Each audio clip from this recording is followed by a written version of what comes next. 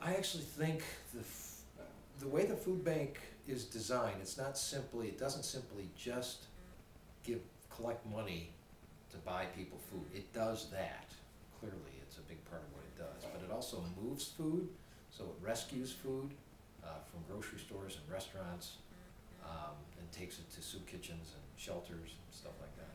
And it also has the garden project, which is kind of teaching people how to grow food and create community because people are working in gardens together. So in a sense, this effort is at the heart of what sustainability should, ought, could be. And I think food is at the heart of connecting all of us together in a lot of different ways. So I think there's real potential in expanding the scope of, not simply making sure nobody goes to bed hungry and that they have nutritious food, but also could it build other things? Could we build the Tri-County area, because it is Tri-County, it's not just Lansing. Could we build jobs, make better neighborhoods, make them better places? Could we have little spots in neighborhoods all over that would be almost like community centers that are food distribution places, that have gardens, that show people how to insulate their homes and weatherize, because sometimes you can't. The reason you're short of for food is you have no money because you spend it on other necessities.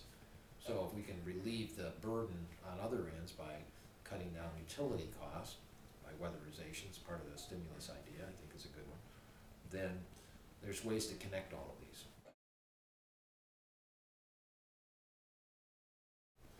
I think what I'm proudest of is that we've begun to dissolve barriers that have kept people from working together across disciplines, across the operations versus the academic side, looking at the university more as a laboratory for research. There's more student research going on in this campus now than there was when we started this.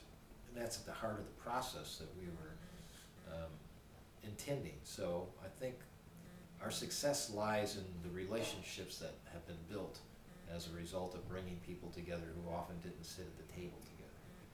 And a belief that when we do that, good things will emerge, for which we might not have planned, but nonetheless, because we've created the space for that to happen, it has. What needs to be done? We need to move to carbon neutrality, and we need to do it in a hurry. We're not going about it anywhere near fast enough, because I don't think that the largest decision makers see that issue as important as other issues. I respect that they don't see it the same way that I and others might see that. I also think that we haven't really focused on poverty and the distribution of wealth issues that I think are also fundamentally tied to this, whether it's internal to the institution or external to the institution. And I think we're still releasing people to the outside world who will be leaders in one form or another, who really don't understand sustainability or how it can be valuable in creating a better future for everybody. And we should, at a minimum scale, people should leave this institution with an awareness of what sustainability is, and thought of both in a scholarly way and an experiential way, so that where they can employ it in their lives, whether it's in the workplace, in the communities they live, within their families and neighborhoods, they can do so.